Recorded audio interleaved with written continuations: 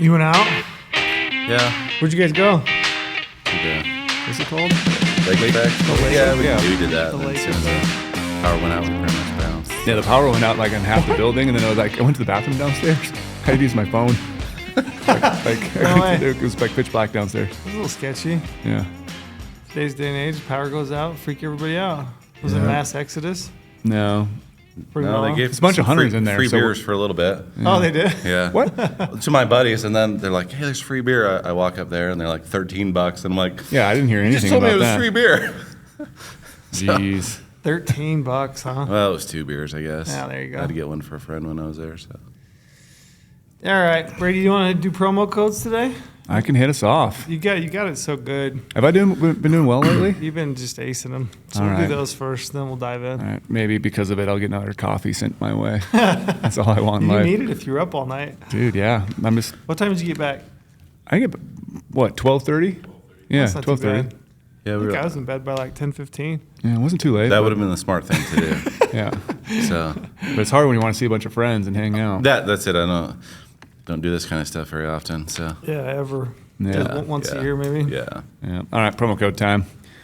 We want to give you guys the best research, and it's application season right now, as most of you know. And if you don't know, well, I feel bad for you because you should know because you probably missed out on some deadlines already.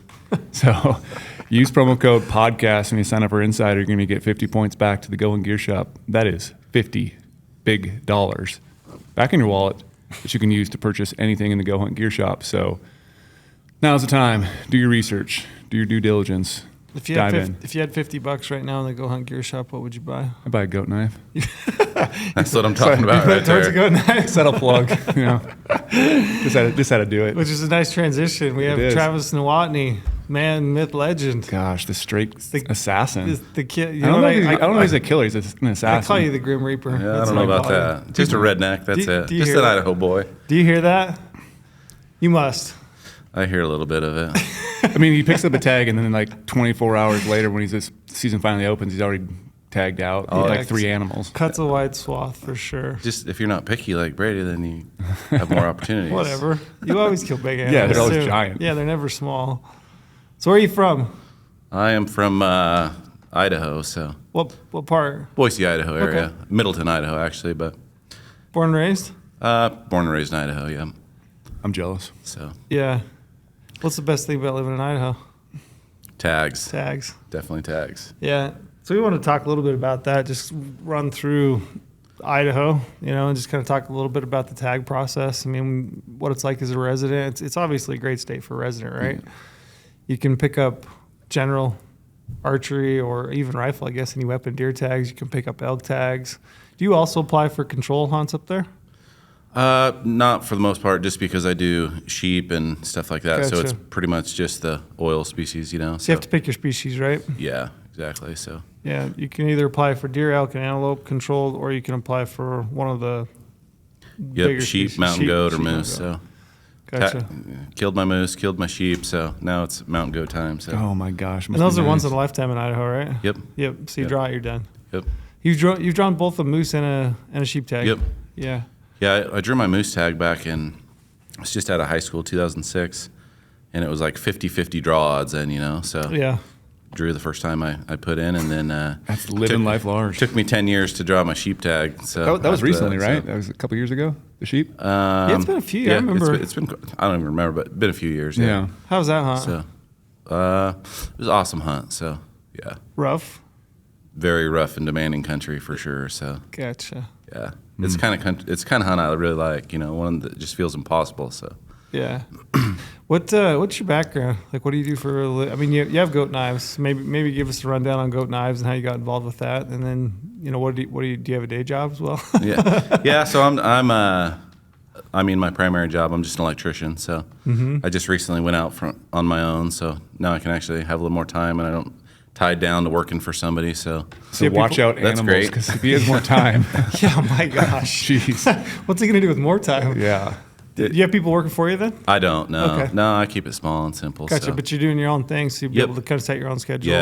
Yeah. It's nice to not have the pressure to keep somebody busy. At least right now, like if I don't have work, it's fine. I just go hunting or something, right? Yeah. So, but yeah, that's my primary job. I mean, that's what pays the bills and everything. And goat knives is kind of my, I don't know, what do you call it? My little side hustle, I guess. So A pet project. yeah, exactly. Yeah.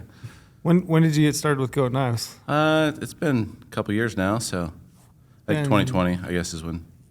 So Was there like a moment where you're just like, I want to do knives, or it's like an inspiration thing? Like, what led you to that path? oh, I think it's just like it is with all of us that are backpack hunters and stuff. You know, you're always looking for It's found some the little- best, greatest thing, and it's like I could never bring myself to pack Allen wrenches. It just I couldn't do it. I'm like, Yeah. I don't want to throw these bulky Allen wrenches. I'm never going to pack in my pack, you know. And I just got this idea. I'm like, what if I made a replacement blade knife that I can use Allen keys, you know, and then that way, if I'm in the backcountry and something goes wrong, my sight comes loose or anything really, my hunt's not over. I can fix what I need to fix and stay in the field. So I just one of those things I just had to see it through. Like it just kept coming up in my, coming up in my little brain, and I'm like, worst case scenario, I'm gonna put a bunch of effort in this and come out with a sweet knife for myself. So Yeah.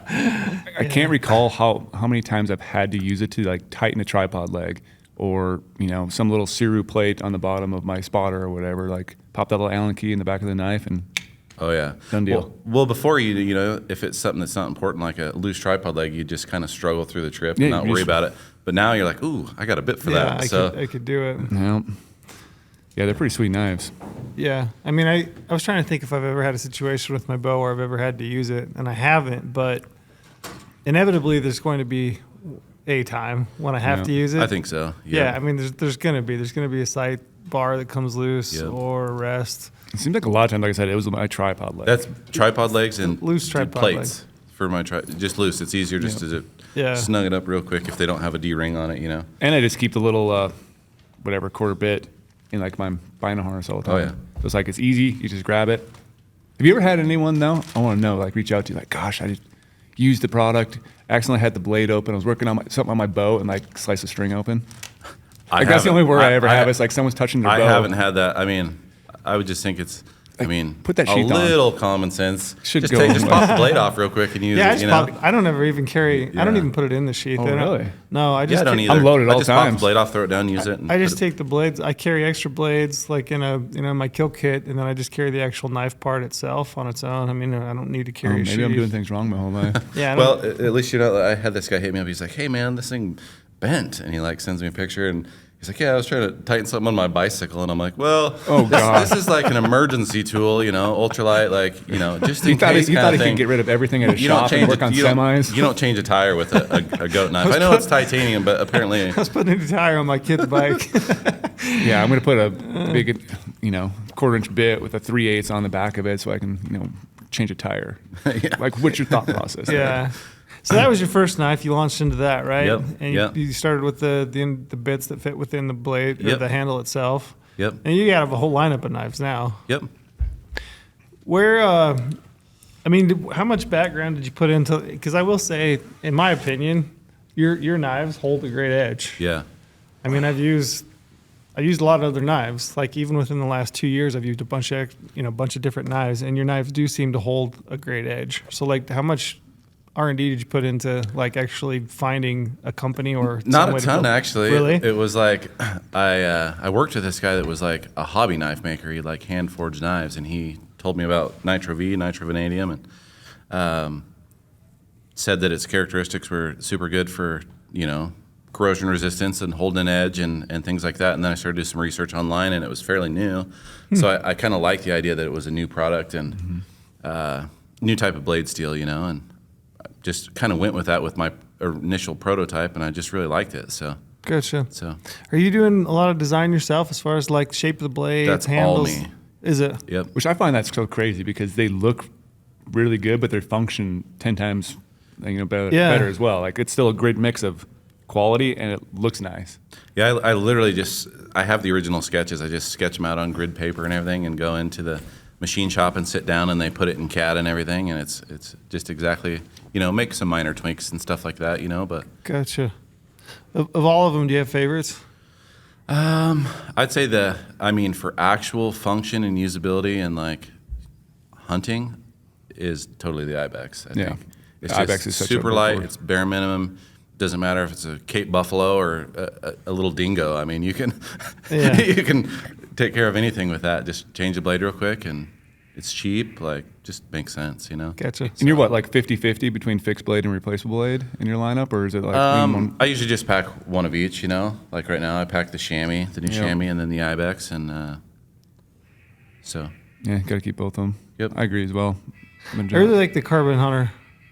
Like the carbon with the length of the blade. I really like the length and shape of that blade and the way that thing fits and feels in my hand. Yep. I would say that's probably the knife that is one of the first out of my pack. Yeah, I love that knife. I like that it's just, the whole design feature of that was just like bare minimum, ultralight, but functional and sexy. Like, you know, I had to just throw the carbon in there just to, but, you know, I think as we evolve, I think there's definitely going to come a Gen 2 Tour Carbon Pro and Skeleton Pro. So beef it up a little bit. So we should say, Lorenzo, welcome. Sorry I'm popped late. in. My bad for getting started. And I didn't know how you no. would be, so I figured we'd all just jump good. on. I got tied up doing something else this morning. Yeah, Lorenzo. You were out the Travis. duck calling competition over there? Yeah.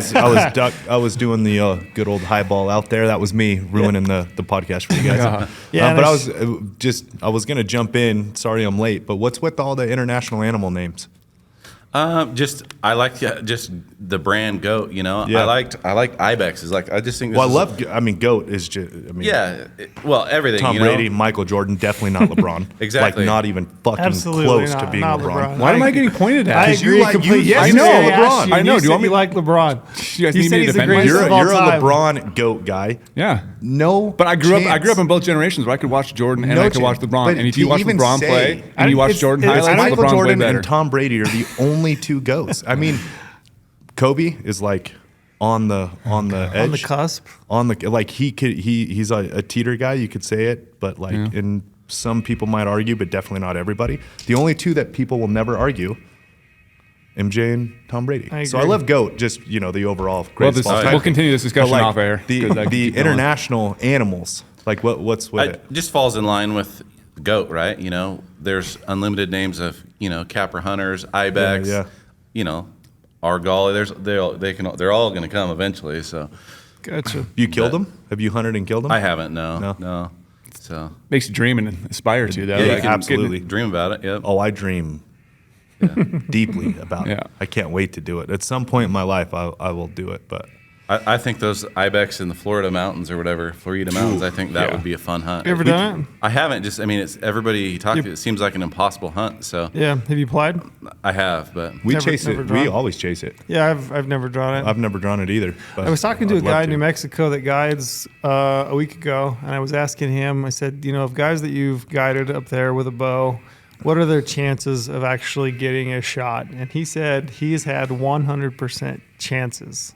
oh really? Yeah, he's like, my guys have always had a shot. He's like, it might not be The best. the easiest shot. He's like, it might be a 70-yard shot on a 45-degree angle downhill.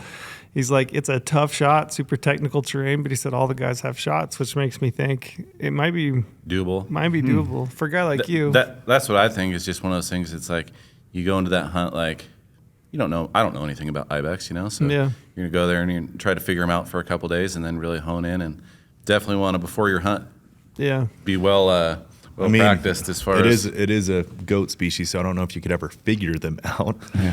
Crazier They're than all cat random. shit, but I mean, like they're so random. Yep. He All was those saying species. it's really about playing pressure points with them. Really? He said, yeah, with the other tags that are out there and they're kind of working the mountain. He said it's really about observation and finding, like transition points between So you escape can't figure terrain, travel corridors, saddles, and things. saddles, things like that. And he said you might end up sitting, days and days on end for this opportunity when this group of sheep is going to get bumped and go from one can to the next Yep. and pass through this spot. But he said so you can't figure them out. Ticket. That's what he That's said. nice. Yeah. I mean, I've been on a lot of. You go do it and tell me how. Yeah. Well, mean, how about that- we draw the tag and then we can. That's definitely how I'd go about it. Like, I Yeah. mean, all my hunting is always like that. It's always, I used to trap a lot, when I was younger, and I learned a lot with travel routes and how animals move through country. Like, I like every hunt, I bring that into play. It seems like. So So you grew up trapping? yeah. For money or hobby or. Well, money actually for like bobcat trapping. Yeah. I was super good at it. I mean, why not do something that you're I love that kind of stuff. So Yeah, easy running way a to make trap line. buck, and Running a trap line is super enjoyable. It is. With A lot of somebody work. who I don't know what the hell I'm doing on a trap line, but I've gone with people like who truly know what they're doing and how Yeah. to set it up. It's fun to go way out fun. and check Yeah. trap lines, run It trap is. lines. It's Yeah, fun. The best memories of my life are trapping when I was younger too. Just Yeah. like you said, it makes you like a well-rounded outdoorsman. oh, you can learn so much from that kind of thing, just how animals move, and it's all, I think, played a factor, you know. Where's that come from? Did your dad grow up trapping? Did you? I mean, Ever since I could walk, my dad was, I mean, he's always told me, he's like, for me, the time that you could literally walk, you're poking a stick in snake holes trying to get the snake or hit a bird off a fence with a rock. He's like, I don't know what it was, but you just wanted to kill things from the, you know, Really? it's just an instinctive thing, and it totally is, because I don't. Life wouldn't be the same if I didn't have hunting. Like I don't know how much. I don't know. I just wouldn't have a purpose. It doesn't seem like to The more me. we talk, the more the So- Grim Reaper does fit. Take So, it one guess right now if you had to off the top of your head. If you did not have hunting, you grew up inner city, you didn't have hunting, what would you be doing? Something outdoors for sure. I mean, You think you'd still find your way outdoors? oh yeah, yeah. I love the mountains. Like that's one thing about hunting that I like. It's, I mean, you can go on a hunt and just go bow hiking and never shoot anything, but you're out in God's creation, out in these beautiful mountains. That I just love that. Like so. you so you hunted all growing up. When did you pick up bow hunting? Because I would you say most people kind of equate you with bow hunting, archery hunting? I would say so. Yeah. I actually wasn't like right off the gate. It was like fishing was my thing because that's what Do you we still could do. fish? Not really, not anymore. The hunting's Yeah. taken that over. So Yeah. You have to make your priorities, man. Yeah. I grew up across the street from a reservoir, and I fished every summer, almost every day, my entire upbringing. And man, I might go fishing once a year. I don't think I've ever seen a photo of you with a fishing rod. Yeah, if my kids you ask, just saying that right now, it's like blows my mind. Yeah, if my kids ask, we'll go fishing a couple times in the summer. But like I did that every day, every Yeah. summer. I mean, Yeah. all summer. I can't remember the last time I fished. Yeah. Literally can't remember. yeah, I could care less about it now. I mean, it's fun activity. I think as my kids get a little older, it might be something that we can do as a family, be a little more family friendly than whatever shooting jackrabbits or something. So So you have boys or I got a girl? boy and a girl. Boy and so, a girl. How old yeah. are they? 7 and 4. So Gotcha. Are you kind of raising them the same way? Like get them out in the outdoors? I haven't put a bunch of pressure on them yet. Like I'm kind of Just let them find their own way? Yeah, exactly. I mean, my son's starting to really. Do you think he's got the instinct? Oh yeah, like I think it'll come along. So Is your son the oldest? no, he's Youngest, youngest. So yeah. Gotcha. Yeah, he's a Yeah. mama's boy right now, but he'll figure it out. I have a 3. He turns 4 in March, right? And it's so fun to raise him around hunting. And Oh, yeah. I'm doing you don't ever want to be the dad that's like yelling at your son playing sports and all that stuff. Oh, I'm yeah. sure I will be that guy because I'm. It'll Yeah. get the Yeah. best of me. I know it will. It will. It will, and I know that. But 4 years old, calm right now. I'm letting him kind of find his way into hunting. I take him with me. That's exactly And I what want I'm him to doing, see yeah. it, but I'm not forcing anything, right? I kind of, Yep. and it's so fun to watch him find his way into it, right? Because I Yep. just want him to be around it, and hopefully he will find his way into Yep. it doing that. Yep. It's fun. Yep. So I got to ask a question right now. Yeah. It's going to deter probably everything for a little while. That's I have all to right. ask it. As an Idaho resident, how do you feel about us non-residents coming up to your fabulous state to do some hunting? Because I hear a lot from Idaho residents. See, it's I never wanna- really bugged me. It's kind of funny. Like they say that there's like all this pressure and stuff like that. I don't know if it's just because it's the style of hunter that I am, but I don't ever see pressure anywhere at the places that I hunt. So I think people just chalk that up as an excuse to. Did you hear this, Trail? But I'm I blown do. away. I do agree in some of their, wanting displaced non-residents. Like, we all listen to Go Hunt and Hunt and Fool and all these things, and No, they just Go point, Hunt. They point people to Yeah. different directions, and people that don't have knowledge of those places, that's where they flood to. And Yeah. these small towns that have great hunting, all of a sudden that's all this influx comes in, and they're frustrated because they live there, and they raise their Yeah. kid there. So That's I the part I understand understand. it. That's the part I really understand. That's because that and we have been cognizant of that because we started later than the other ones you spoke of. Yeah, yeah. Like we don't point anyone in any direction. We have been proven to spread opportunity and spread pressure because we have developed a tool set that allows the individual to find what they want, not being told where to go. Right. And in the past, everyone was told where to go, which would sway draw an insane amount, and they would all end up in the same areas, and it would really pinch the pressure points. Where we have always been very focused on spreading the opportunity and letting people know all of the opportunity. It's up to the individual to find what they want out of their hunt or what they're looking for, a species, wherever they want to go. It's been proven to help in a lot of states. Yeah, I could definitely see that. The thing, I mean, Idaho's everybody's backup state. That's the trouble. That is the trouble. We point people to the state, I guess. Yeah, yeah. I mean, we definitely do. There's very few places that use have it as your back pocket. So that's where you go. Use it as your back pocket. That's what we always say. It was. I don't know that you could say that anymore. No. I mean, if you work real hard and get a little bit lucky. Now, a lot of lucky and work a little bit hard. Yeah, I mean, the way that they've set that up, they've kind of reduced the number of non-resident general season permits overall. Down to a number that, the way that system works, it's essentially a draw. You have to log on December 1st and hope that you get a spot in line, and if you do, you do. Yep. If not, you're probably out of tag. So I would say, it's a backup, but it's not the backup that it used to be. It used to be. you could bank on it. Yeah, when I was going to Utah State, I could go to Preston and buy a tag and go hunting. Yep. Get 2 tags. Yeah, exactly. It seems to me that residents hated that mentality of like in college. People always assume this is a backup state when it's not in a way. Yeah, and it's getting their tags. I don't know. I understand the want and desire to hunt other places. It's like, I go hunt Nevada or whatever, but I also 100% agree, Wyoming should cater to Wyoming residents. Idaho should cater to Idaho residents. Your home state should cater to you. That's just it should. Period. Yeah, you're paying state taxes, property taxes. It's where you are paying your way, where a non-resident is not. Yep.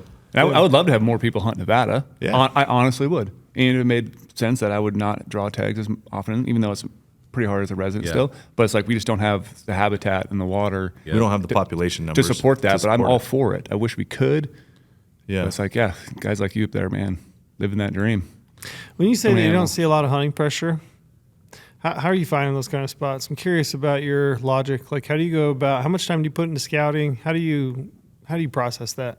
Well, anymore I don't really scout as much as I used to, but when I was younger, it was like I had to find the spot, that was my mentality. I had to find these great spots and just learn a lot over the years. And it just seems like all the best places are places that you can't glass from your 4-wheeler and that kind of stuff. So Gotcha. I think that's where I get away from a lot of people. Do you hunt a lot of the same spots continually year after year, or how much time do you spend? I cherry pick all those spots. So when I do find a little time to go get some scouting in, I'm going to go to all the places that I know are proven and cherry pick through those because in Idaho, it's not known for big bucks or anything like that. And I might go all year, and the best buck that I find is a 160 buck, and that's the buck that I end up having to hunt because that's what I have. I'm fine with that. But I just cherry pick all the stuff that I know and I've learned, and pretty much how I do it. But how much time do you put in scouting? You said you don't scout that much now. Just with my kids and stuff, the age that they are. It's harder. It's a lot harder. Actually, now that I work for myself, I can actually do a little more. So it was such a struggle working for somebody else, on their time, and then you got to split your time with family time, and then obviously I got a burning desire to live for myself and do my own thing. So it's, for a while there, it was a real struggle, but yeah, it is. It's hard. It gets a lot harder. I know that prior to my kids getting a little bit older, right now they're so busy. It seems like I've got something going every weekend with them.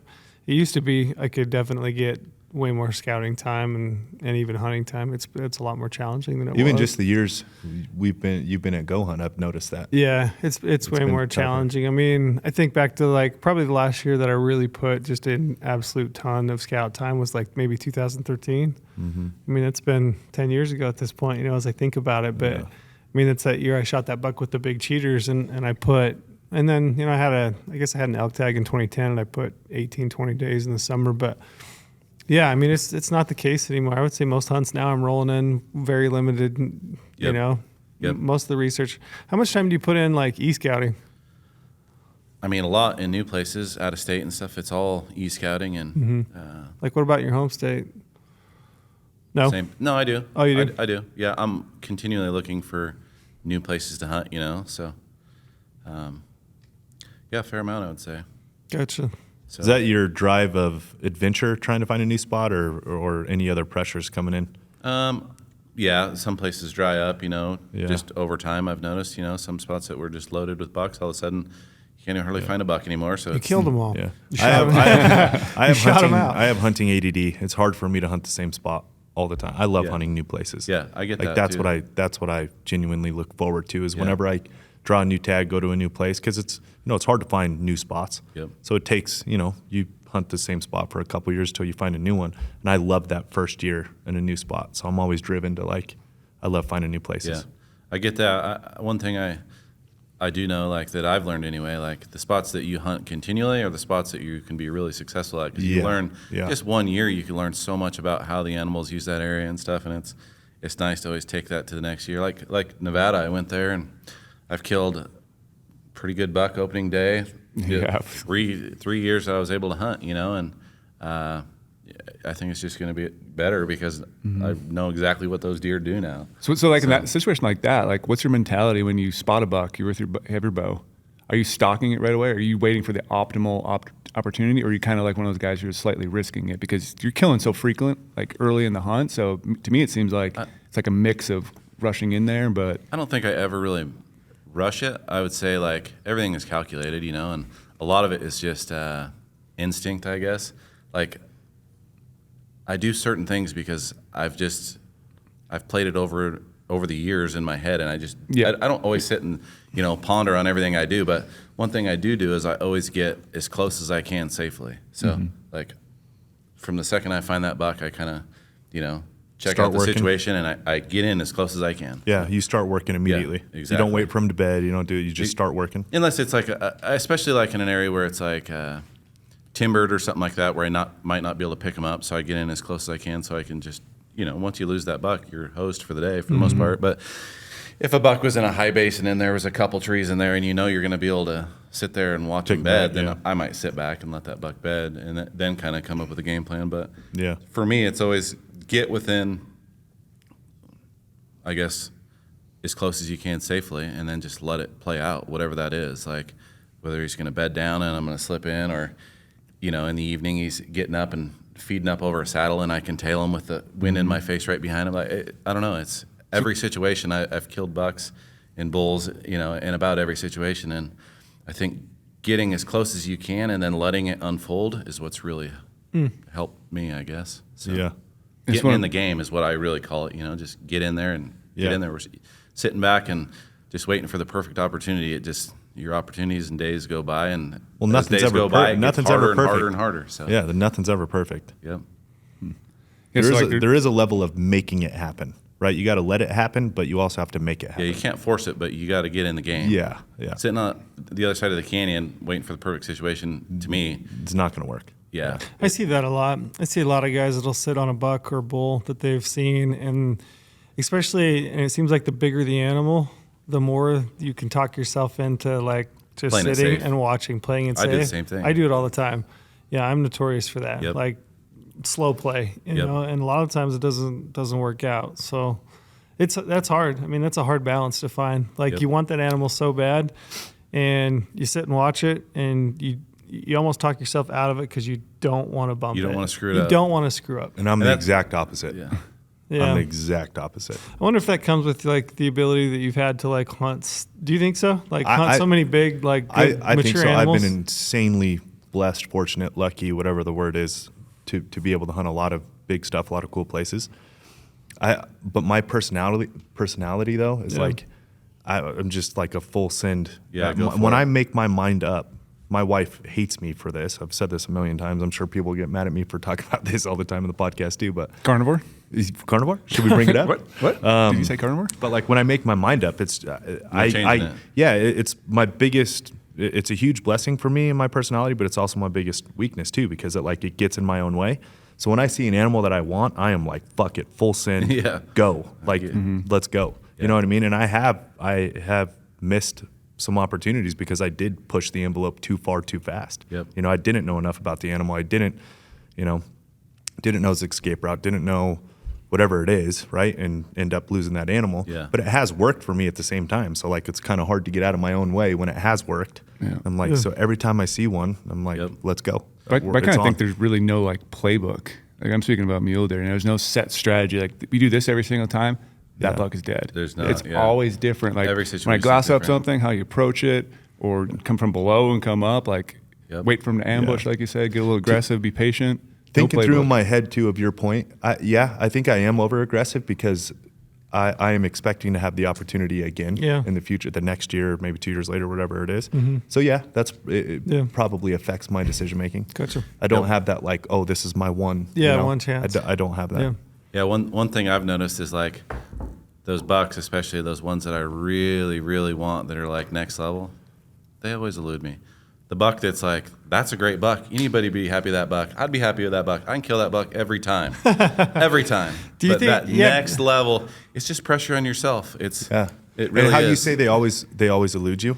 Like I would rather fuck it up than him elude me. You know Yeah. what I mean? Because then I know Yeah. it's on. Then I Yeah. know it's like at least I tried to make it Yeah. happen. That's what I'm trying to kind of decode. Is it just a difference in how you process the hunt? Like how you feel about that animal? I feel like it is. I feel like when you put pressure on yourself, I mean, you're going to fail. I agree. But if it's, What about if it's a 200-inch deer? that's what I mean. That's a lot of pressure I'm putting on myself. Yeah. It's a shitload of pressure. If I mean, could to have kill all that the in big front bucks of you, that I've had in my days, it would be pretty impressive. like, Yeah. But the big ones always seem to get away. You know, every now and then you kill a really good one or whatever that just works out. And you're like, well, that those wasn't big as bad, ones but are big for a reason. Yeah. You know, they know what they're doing. that all plays a factor, I think. Yeah. So. Do you hunt a buck? Like, do you find a buck and hunt a buck, or do you more look at terrain and think this is the type of terrain I can kill a buck in with my bow? So I'm going to hunt this terrain and try to find a buck in it, I would say a buck. A Like, buck. I find the best buck that. regardless of where he's at. Yeah. Yeah. Timber, sage, doesn't matter. Yeah. You're going at it and One trying to figure Yep, it out. Yep. You know, a lot of times, like on like out of state stuff, where it's like I know I don't have the time to dedicate to it. Mm-hmm. I'm less picky, just because I know that I've got 5 days scratched out, and when that's over, That's I'm it. going home. So Yeah, this solid 170 buck is perfectly fine with me. You know. sure. So Yeah, you I asked earlier about archery. So like, when did you get into archery, and what do you like about bow hunting? it kind of just fell into place as like I evolved, and a lot of it was stemmed from, I guess my dad being a good parent, I guess for the most part. Shout out to his dad. Yeah.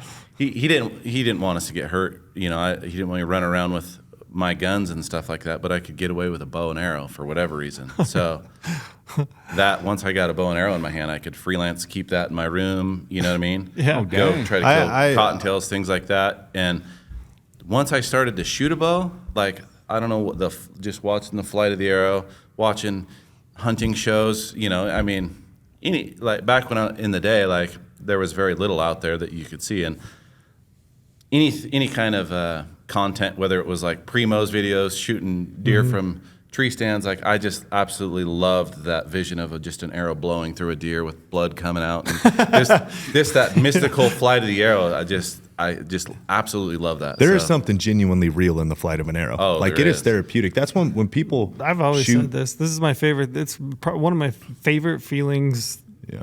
about being human. For me, is coming to full draw. Everything lines up.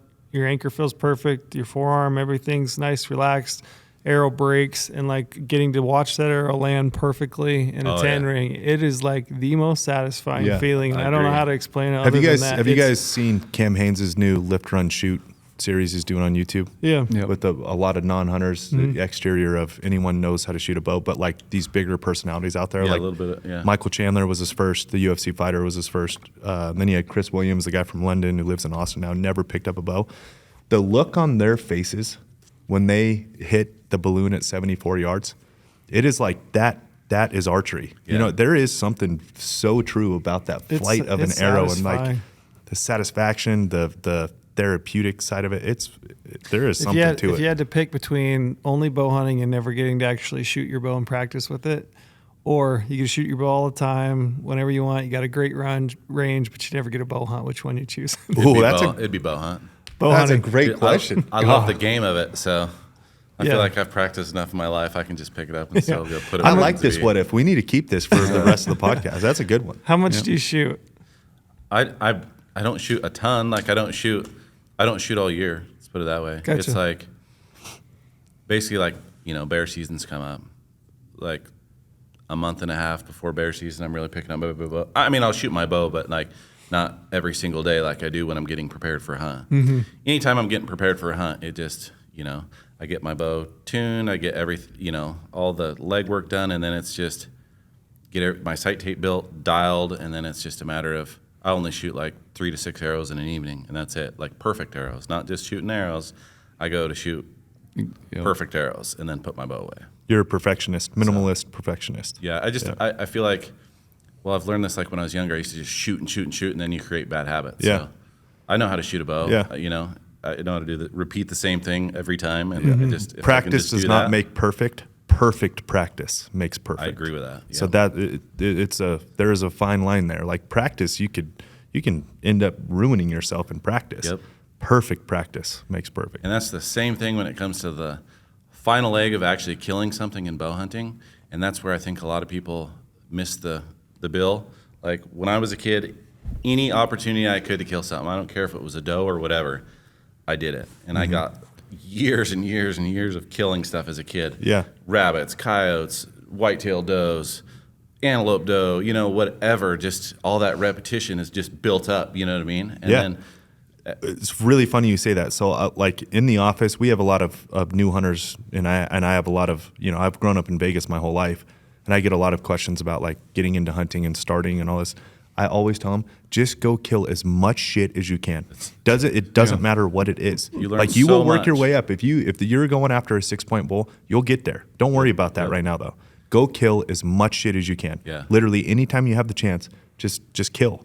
You need to get good at killing first. Well, I hear a lot of guys that are like, "Oh, I hunted all year, and you know, I never even found a buck that was over 170, so I never went after him." You know, and I'm like, "Well, how many bucks have you killed with your bow?" "Oh, I've never killed one." Yeah. Go kill. Yeah. I think Because that when you comes- do find that buck that you want to go after, and it's your first time trying to finish that last, 10% of the yeah. hunt, dude, I am such a huge proponent of like, just go fucking kill. Just just everything. Learning the animals, learning Yeah. when to draw, how to draw, like what you can get away with. Learning like, how to kill is all a skill like a learned skill. It is. We all have it in our DNA, right? Like Yeah. you go back in time, the primal world, like we have that DNA of being a killer. You got to kind of wake it up and get those reps in to know how to be a killer. Yeah. I think all guys do the same thing. You know, we all do the same things, but it's that last few decisions that in the Absolutely. end are the difference. Like, Yep. I think there might be too a misconception out there now because all these new generation of hunters, they have access to social media. All right? Social media is very skewed. Everyone's killing giant deer, giant elk all the time. Just like everybody's got So- 4% body fat and Yeah. looks amazing. And like you on look the at, beach. look at all of us. filters. add a 2 in front of that, and you put me in my name. Well, it's just 24%, the filter maybe? bullshit too. It's not just hunting. Like hunting, everyone likes to tear down hunting because Yeah. of social. It's literally everywhere you look in every industry. I anything. completely agree, but it's Yeah. not just hunting. Which hunting, it almost gets more of a bad rap that everybody says, oh, it's ruining hunting. It's Yeah. ruined everything else too. But I got a second point to it, though. I think all of us grew up, like you said, shooting rabbits, shooting coyotes, shooting whatever we can, shooting does, like practicing killing stuff all the Yep. time. So Yep. it became more lethal. So now I think more people are becoming, they don't want to be that guy like, oh, I just shot a doe. Yeah. Because like no one's going to praise them for it. Yep. So Yeah, they're they not don't get actually the social status. It's a social status. So they're not actually Yeah. out there practicing killing when they should be shooting does when they're Yeah. younger, working on things, going out there and doing whatever it is, shooting rabbits. It might shock some, but you don't have to post it. You don't have to post it. You don't have but to they want post, to though. You don't have to post what you ate or how hard you But they worked want that to. day or what you don't have And so to. I think a lot of these people are then are missing some of these skills. So like later on when they do get these buck or bull tags of a lifetime, they don't really know how to close I the distance and completely get agree. it done. Totally agree. Because they are looking for that fame early on because they see everyone else doing it. It must be the cool thing to do. But it's like, Yeah. just give that, I'm not going to swear, give that stuff up. I'll swear for you. Give that shit up. Give that shit up, Brady. So it's like, I don't know. I think there I might be completely a agree missing with you. link nowadays with some of these kids. Like we grew up literally. I completely like you said, agree with like you. I was shooting my recurve at anything in the backyard. Like Yeah. I got yelled at for shooting birds with my BB gun. Yeah. Oh, man, so I killed so you were many talking about swallows. your dad. I have a similar shout out to my dad. Similar story. Growing up in Las Vegas, right? Like you know, being a kid, you kind of always want to be like, you want to be cool, you want to fit in, right? And I grew up around guns. My family's hunting. I always wanted like a gun in my safe, like you know what I mean? Like the responsibility handed to you when your dad hands you a gun. Like I always wanted that. But my dad would let me shoot a bow in my backyard all the time. Yep. The gun I was not allowed to touch. Locked up, you can only shoot it with hands. Was not allowed to even look at it. Yeah. But my bow, you know, as a kid, I could go out. Yeah, free I used to reign. shoot I used to put dog food. I had a golden retriever growing up. We had a golden retriever, a couple little dogs, but the golden retriever. I used to put her dog food out in Did the you shoot yard. your dog? I thought this was I love where dogs. the story was This going. was going. No, I was love gonna head dogs. it off in No, the but past. she I'm like, ate- don't she- tell me you shot a golden retriever. No, my point of saying it was a big dog, which no, I did not shoot the dog, but she ate the good dog food, right? I used to go put that in the yard, and I used to have pigeons and all kinds of birds. So every day before school, I'd go out there and kind of peek around the thing, and I could shoot my bow whenever. My dad would let me. Yeah. I had a big side yard. Yeah, I grew up in Vegas, but I had a huge side yard. Yeah, cliff swallows and yellow-bellied marmots and jackrabbits was Mine was bald eagles and bald eagles. no, Statute it was of like limitations. you know, I lived in the city, so Yeah. pigeons, you know what I mean? So every morning I'd go out there and there'd be a handful of pigeons and I'd try to shoot one. Oh, yeah. Every morning. Yep. What do you think it is like that? What is that final? Like, what are those decisions that you're making that you think are different and that people could learn from to actually make it happen? Because I'll tell you, this is me personally speaking. I'm one of those guys. Spot stock mule deer. It's like arch nemesis for me. Like it's that last closing distance that I screw up. Yeah. So I'm interested, and I think a lot of people do. To me, I think a lot of it is actually like knowing the animal, like being able to read their mannerisms and things like that, and make movements to get in closer at the right time, knowing when to draw and how to draw. Like, I mean, a lot of people screw it up just on drawing. Like you watch. My best friend Clay Hill, one of the biggest outfitters in the West, horrible at killing. Yeah. He's an outfitter. He doesn't get to kill. Oh, yeah. I was on a sheep hunt with him this year. He drew his one of a kind, once in a lifetime sheep tag in Colorado. Didn't draw. So keep going. Yeah, that's just it. Just those little things, you know. Like I watch shows and stuff, videos when guys drawing when you know a bull's coming up, and it's like, how'd that guy not get busted? I would have never came to full draw right then, you know. And it's just those.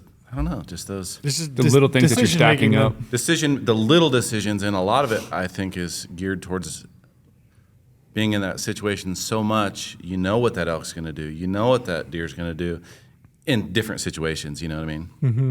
So Interesting. There's a lot of times they just flip the switch and you do things perfectly right, and it still doesn't work because they're animals and they're random, and That's the beauty of it all. it is. It's Yeah. never guaranteed. That's the beauty in hunting for me. It's like finding and killing, two very different things. You're going to have some experiences of seeing animals that like blow your mind, and you have that burned into your memory.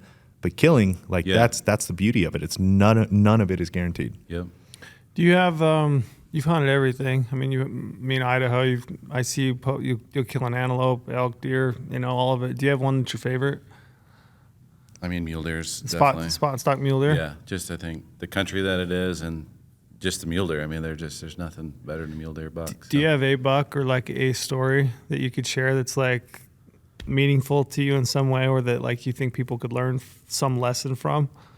Like, is there one that is kind of like above and beyond? Like One that you draw from. Yeah, that you draw now from. that you go on into all the next hunts.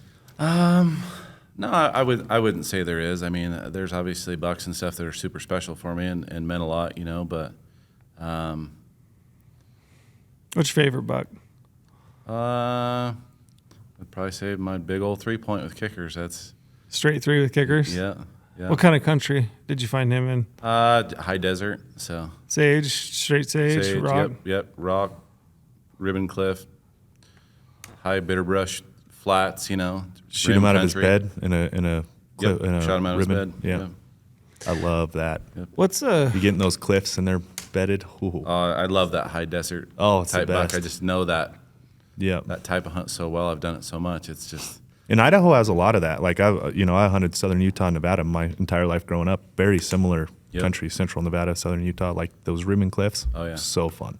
I feel a lot of it's just overlooked. You know, Yeah. so that's a lot of it's a lot of people- wasteland to a lot of people. A lot of people drive right through it. Yep. They want to go Yeah. to the top of the mountain, Yeah, get to especially the early mountain. season when it's hot. Yep. You know, they want to go up and hunt in the pine, the aspen. Brando's a great example on his elk hunt.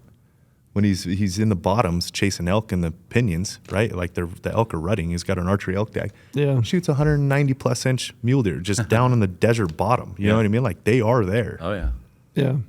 What would you say like average shots are like for you as far as distance goes and like technicality? You're mostly shooting downhill on them, and I would say on mule deer they're always pretty close. They're, I mean, 20 to 35 yards. For Really? the most part, it seems You're like. getting in there. Oh yeah. you're not Yeah. taking Ninja. long shots then. Oh, I will, and I make those shots too. But the bigger percentage is like buck's bedded down, and you got to get close enough to actually be able to see him to put an arrow in him. Oh, yeah. And That's you where got to they push lay. the envelope a little bit. It seems like. Do you buy into the philosophy that you only get as close as you need to? Like, so let's say that you've got a buck, he's bedded, you get into 60 yards. You could potentially get to 40 or 35, but you've got him at 60 and he's in a position when he stands up that he could shoot him. Do you push that envelope, or are you going to take this I 60 do. yarder? It's situational. Like, say it's on a big open ridge where it's heated up later in the day, and I know that wind is consistent. I might just get as close as I need to and hold up.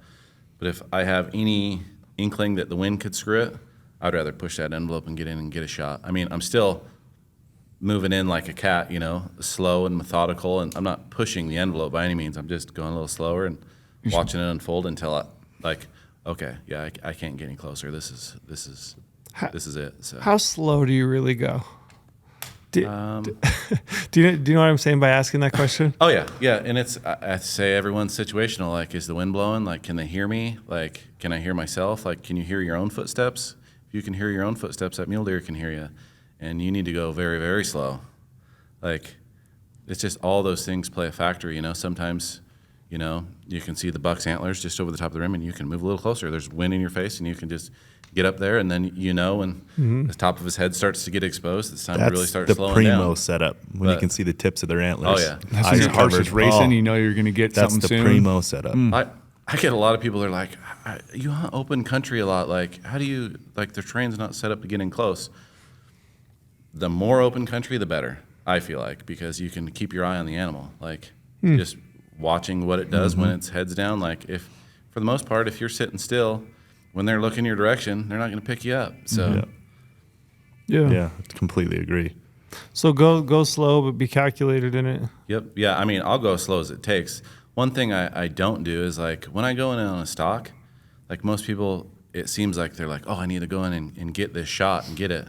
It's like most of the time, it's like an all day deal. It's like, it can be 3 hours or it can be 9 hours. Like, I just do whatever it takes. Like, I just don't cut any corners. Like, you got to sit out in the baking You sun. push to 95% and let the last 5% happen by itself. That's it. It's like, why I've went through the effort to find this buck. He's Yeah. bedded. I know where he's at. Why would I rush in there and screw it up? Like, now's the time to, like, be calculated and kill that thing. Like, my confidence at that last little bit is like, especially the more and more you do it, is just like, this buck's dead. There's no way Do he's you getting away let from me. yourself think like that? So like when you look into sports psychology, you know, I don't know if you're into sports psychology at all and listen to people who really study the mindset of like high level athletes, but some of them will let themselves think about winning the Super Bowl and like what they'll say afterwards, what they're going to say in an interview, what they're going to do with their families. And then there's a lot of athletes, very high level athletes, that will not let themselves think about it. And they see therapists to like make sure they don't want to think into the future. They need it to let it happen. Do you let yourself think about killing it? I'm a what you're going to visualizer. do? I lay in bed at night and think of sneaking in on a buck and watching the perfect arrow flight, little flicker in the sun, hitting that buck, Yeah. kicks. I'm talking like The daydream I get. fantasize about it. Like, The daydream I get, but being in the actual moment itself, no, I go into kill mode. It's just, and you don't let yourself think about I don't the even future. think. I just do. Yeah. And that's what I'm saying. Like, all these people that, especially later in life, you start hunting, you know, like maybe after you're married and stuff like that. Because I mean, hunting's awesome. Who doesn't love hunting? Like, Yeah. but you got to think, like, these little redneck kids that didn't have a pocket boy, Game Boy and stuff, they ran around throwing rocks and trying to kill things. And I just feel like those guys are way, way, way, way ahead of the curve. Yeah. Like, and most the guys that are just absolute killers, it seems like, were those kids. Yeah. So The reason I asked that question is like, so what I draw, you asked if there's anything he draws from in past hunts. I have fucked up before on animals I've really wanted because I let myself think about like, oh, I'm here, I'm going to kill this I've thing. done it. Oh, yeah. He's For going to stand sure. up, I'm going to kill this thing. Yeah, you're taking a picture yeah, of it already. like there's Yeah. there's a rock right there. I can take a picture on, skyline it. Like I have no issues admitting that Yeah. I have gotten myself to that point.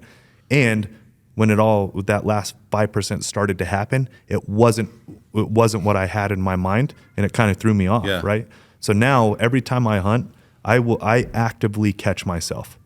And again, it happened on Clay Hill's hunt. We're sitting on these rams bedded, and I'm like, and I started to think about like, it's going to stand up, it's going to go right, he's going to kill it, we need to be right here. I started to build it up in my head before it actually happened.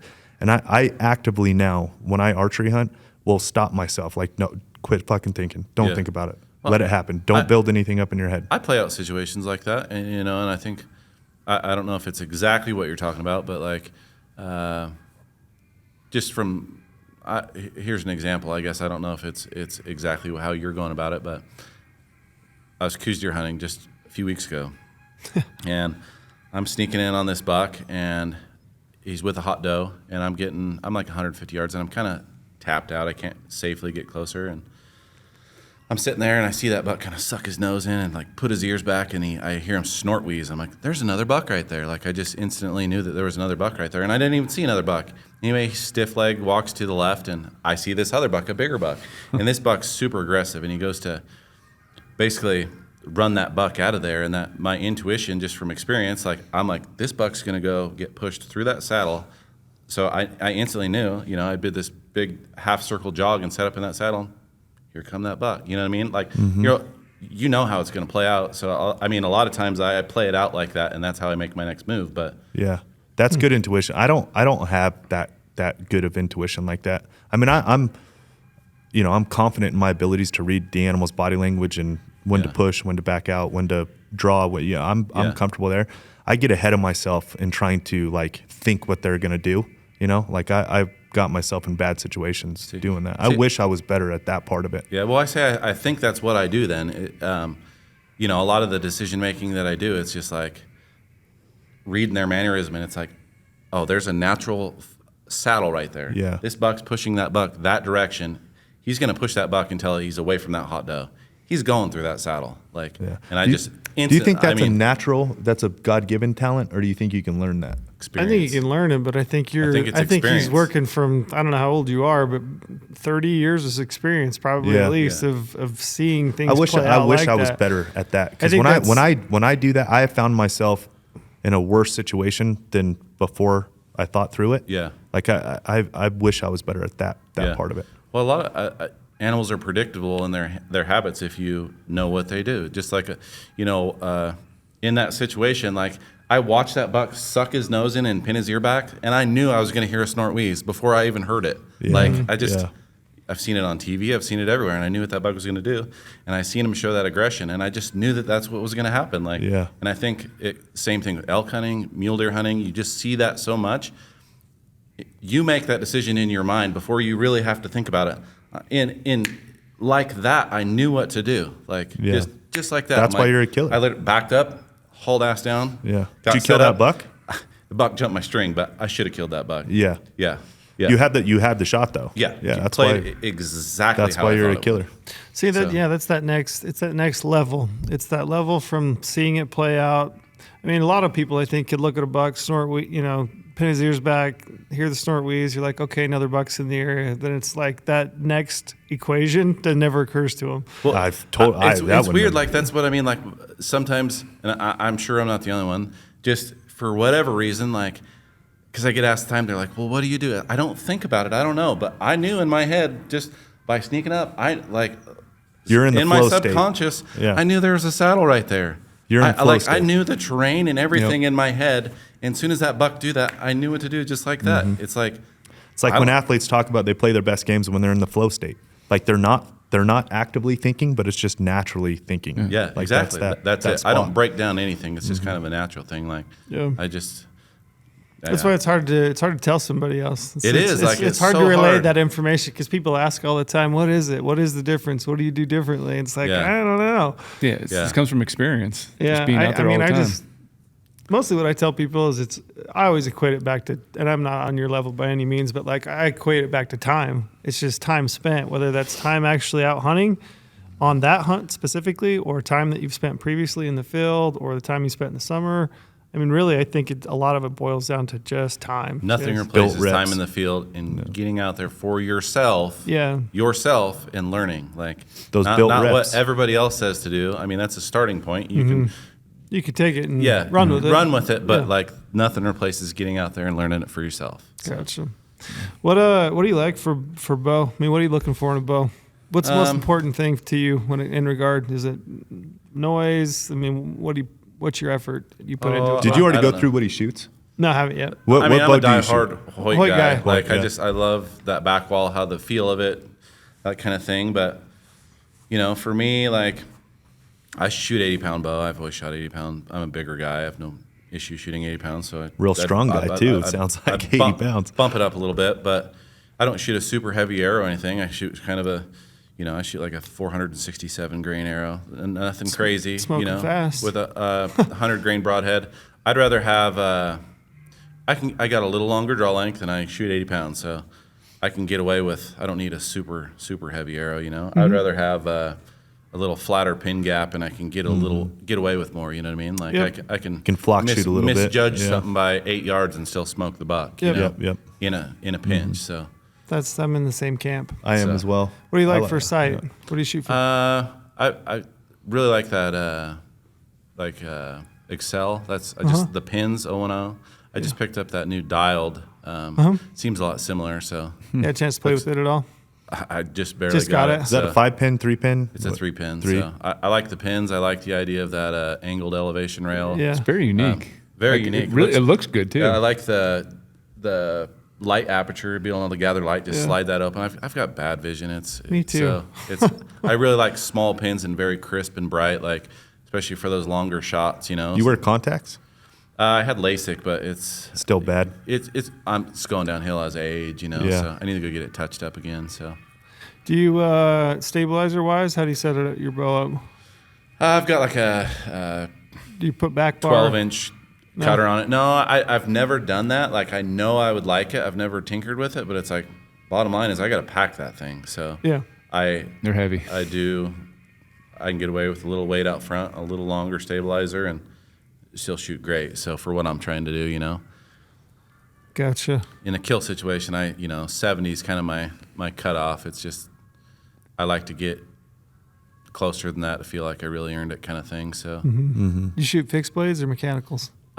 Fixed blades, but I've definitely been tinkering with some mechanicals lately. Like I killed that Coos deer buck a few weeks ago with mechanicals. Pretty cool. So it was just recently that Idaho could use mechanicals. Exactly. Yeah. Yeah, that's right. I don't know if I'd use them for elk. Those things are they're so tough, and I'm scared of them. I've never shot them. Yeah. But just stories I've heard, like I'm scared of them. The thing that I think they shoot great. I'm performed great on that Coos deer, but the thing I don't necessarily like is like you can't like push them into your quiver to keep them silent when you shoot. So you shoot and it's kind of loud. You know what I mean? So yeah, if you're shooting with a quiver on your bow, exactly. they can rattle a little bit. Yep. Unless you got like a set, like you shoot a tight spot.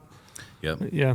Secondary gripper helped quite a bit. I don't know if you got one, but I've played it through my head. If I did go that route, Yeah. I'm like, I could cut some foam out that's a little bigger that could, absorb some of the shock, and I can still stick my point in there with that. Yeah. Yeah. So, I've gone to using a hip quiver. I like it so much better than actually having the quiver on my bow. yeah. I used to use one of those a long time ago, but Yeah, like the cat quiver. Or, do you remember those? it was just one that I think it just went in your pocket, fold in on one side with 6 arrows on I'm one just gonna side, go but- Legolas style, just straight out the back. Just straight pulling them from a quiver on your back. Yeah, being a backpack hunter, just having your quiver on your bow is nice. So that's Yeah. it's hard to get away from that for me. So Yeah. What do you- about? Go ahead. You can still go archery. No, go ahead. Okay, I want to jump into optics. What's your optic setup that you're taking like on a mule deer hunt? And then to follow up, like what type of glasser are you? Are you a grid guy, or are you just like analyzing all the terrain, trying to like hit the spots that might hold deer? I glass everything, but like right out of the gate, I hit everything that looks bucky. That looks yep. good.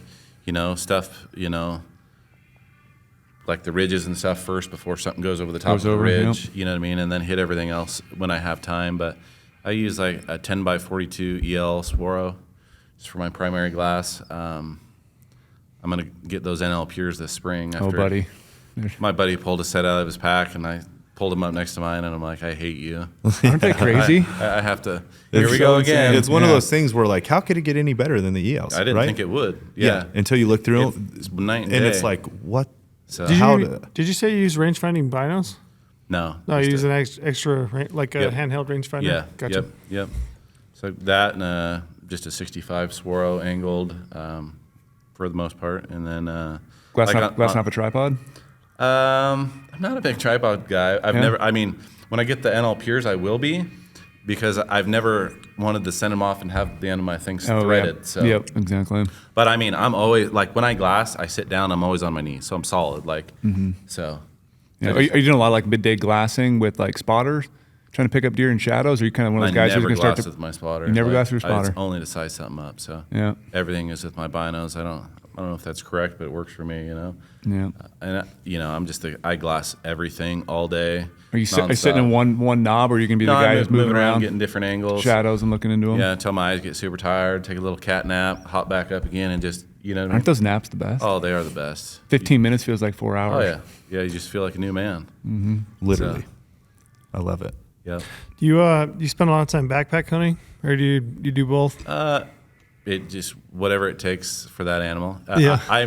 I enjoy backpack hunting the most, I think, just because I like using all my gear and, you know, being prepared and tucking everything away and having just everything that I need and nothing extra. You know what I mean? Like, I don't know. Do you hunt mostly on your own? I don't think I've ever heard you talk about hunting with a partner or seeing. For the most part, I do. Like, I've got my good buddy Rick Palmer. He's a killer. I mean, he's a killer. Yeah. Yeah. So, but you know, we elk hunt and stuff a lot, but we're both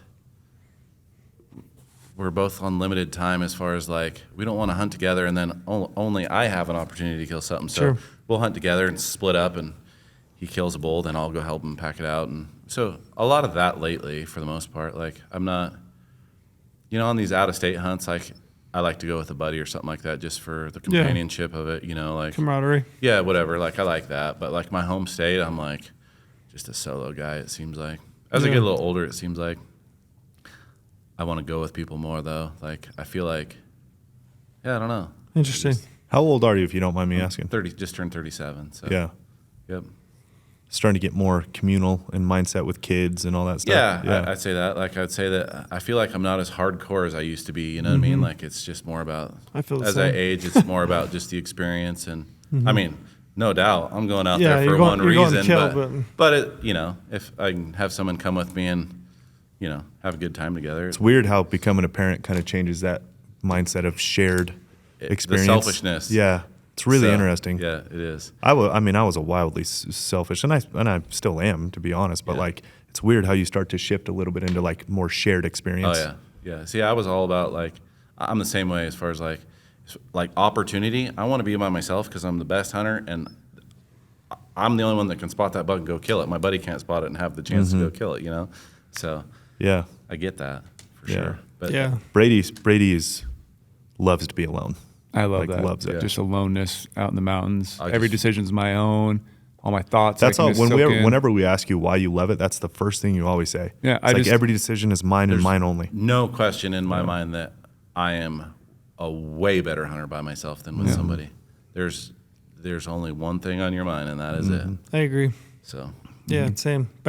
Way better on my own. Because like if I'm hunting with someone else and I say we're gonna go way over there, and if they have a little thought in their head or they mention like, gosh, that's really far, I might change my opinion of that right there because he doesn't want to do it. So I don't want to put us both in a situation that we're kind of not together on the same plan for. So now we're going to make a different decision, go over here. So in my mind later, I'm like, gosh, we should have went way over there. Yeah. Like, You start second guessing, re-guessing, It's kind of funny, like the few people that I do hunt with, like, you know, I hunt with guys on bear hunts and things like that, but they're the only type of people that I hunt with, it seems like, are like go-getters in the sense that they're kind of, I don't know, I'm kind of weird in the sense too. It's just like, the farther, the harder, the more risky it is. Like that's where you get and success. You kind of laugh about it. Like I just like my buddy Nick. I'm like, it doesn't matter how far we got to swim a river. Or what, he just kind of laughs and let's go. Yeah, that's the kind of I just like that. I don't know. Yeah, anything that's ever holding you back or changing the plan. I don't know. I don't like hunting with guys like that. Yeah. It's hard to find a good hunting partner where you both mesh fully. Oh yeah, it's like everything throughout the whole thing. Like you can like pros and cons from each person and like use that to your advantage sometimes too. Yeah, but the hunting partner where you can truly say what you're thinking, and have their input only elevate the outcome and not like just change the outcome. That's what to elevate the outcome. That's a hard partner. That's why I was hunting with my buddy Rick is awesome. Like we were both pretty good hunters before we met each other, but like when we met each other and we hunted together, like I learned so much from him and he learned so much from me, and we just started to elevate do the nothing overall. but elevate each other. Yep.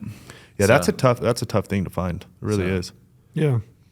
The classic scenario of hunting with somebody else is like you see an animal, you're both sitting there, you look at it, you both see it, you both turn to each other and you're like, what do you think? What do you think? Yeah. And there's like this delay, this is like analysis that goes where typically when you're hunting on your own, you figure it out on your own, you go. Yep. Like there's this, I don't know, what do you think? What do you think? I don't know. You can sit there and kick it around and that I think I'm better. I'm a lot more effective solo. Yeah. Oh, no doubt. Did I hold you back in New Mexico? No, that was great. Elk hunting's different. Did I hold you back in Colorado? 100% no. I think elk hunting's a little bit Until you blew your different. knee out. Till I blew. That was rough. But I can't blame you. I can't blame for that. I blame football. That does hold you. It did hold you back though, honestly, because in the last 2 days, you're right. That held us back. I think elk hunting's a little bit different, especially archery elk hunting. I mean, that definitely yields itself to a good partnership because I've hunted got hardcore calling and moving, and I've hunted hardcore with both you guys just once a piece. That's why I was asking. Yeah, I think elk hunting. You can be honest too. Oh, I'm being honest. Yeah. I mean, we killed 2 bulls in 3 days. I thought we made good decisions together. Yeah, I thought we were on an absolute giant mule. The biggest buck I've ever been on in my life. Yeah, we totally did. I felt my thinking and decisions were elevated talking with you on that. It was an absolute blast. Like I think we mesh like the 3 of us. Yeah. I can even say collectively the 4 of us. We've hung out now a little bit more. Like I think we're cut from the same cloth. Like we really do just want to see each other succeed and have fun. Like totally agree. It's all about the partnership. Yeah, I mean, it depends on the individual for sure. Yeah. And elk hunting I think is awesome that way. Partner. Dude, watching you smoke that bull at 15 yards or 80, whatever it was, it was 18. awesum. Right over his shoulder. I'm like, that was a holy great trip. shit. Yeah, that's always super rewarding. Yeah, it's the best. What do you got planned for this year? You already making plans? How early does that process start for you? Oh, it starts as soon as it's over. So really, you're already planning, thinking about it? Yeah, I've got some points built up in a few places. I'm hoping to do maybe a late Arizona late archery hunt, burn some points there, do that. Elk. Yep. Yeah. Cool. My cousin's he wants to do that this year too. I think it's going to be good. Be real good. According to GOHUNT, it should be 100%. So it's going to be. I think it's going to be good this 3 year. years. Yeah. It's fun. And my cousin's all excited about it. Been texting me like crazy. I think Arizona's going to be good. Heck yeah. Yeah, with all the monsoons and stuff this year, maybe carry over a little bit. Should be a banner There year. will definitely be some carryover. Yeah. Should be a banner year for Arizona. Yeah, I'm all about opportunity. So anything I can chalk up and for sure do. You know. You have Nevada points? You talked about hunting Nevada in the past. No, not anymore. But I'll just try to get Whatever. Get lucky. Yeah, ruby tag or whatever. You know, that kind of thing. first So, come first serve list. Start looking at that exactly. when that comes out later in the summer. Yep. yeah, try to get a general archery, tag in Utah early or something like that. You I always try to get like an early hunt, like a mule deer hunt, like something before September 1st. Like that's always my goal is to try to get a hunt or even a couple. That's of why those Nevada's hunts. awesome. August 10th. And then I can roll into Idaho, September 1st, and I can hunt deer for the first whatever week until it starts getting tough, and then I can roll into elk. So what drives me crazy about Colorado is the archery opens September 1st. Yeah, it's like that change like really it's hurts it. not a good. It's not a good fit. Archery mule deer. You're trying to get it. You're trying to get it done in August, so you can start transitioning into September. Oh yeah, they strip their velvet and drop down, and that hunt is a lot different. So. Yeah, we watched a ton of bucks that year. You and I hunted that early hunt when we could hunt it in August. They were stripping by September. Oh yeah, and they were hitting the first timber. week of Oh, yeah. September. You gonna go chase a bunch of wolves when you get this winter still? Like, what's your fascination with hunting wolves? Or you just do it when you it's can't just time? like a something to do kind of thing. You know what I mean? It's your waterfowl hunt is hunting wolves. Just something to do. Yeah, exactly. Something to do. Waking up to go duck hunting doesn't do anything for me. You'd I'll rather say go that. wolf hunt. Yeah. See, I'm living in Idaho, I'd be chasing birds like mad. Yeah, like, I'd rather that's all I go would coyote do. hunting or something like that. But Yeah. anymore, That's your it's like- filler thing to go do. It's wolves yeah, and coyotes. yeah, that kind of thing. Yeah. For the most part, anymore, it's like I really got to prioritize. What seasons are the most important to me, and kind of stay home a little more the rest of the time. So, When's the last time you ate a tag? I had a tag this year. Did you? I ate a bear tag this year. A bear tag? Yeah, passed on some. Let's go an antlered animal. Oh, I burned an elk tag, a second elk tag last year. So, Does that bug you? it used to. Yeah. It used to really bad. I mean, actually, I think until that bull, I mean, I couldn't even tell you the last time I burned a tag. Like, I mean, Grim a Reaper. lot of years. Your family's eating well. Oh yeah.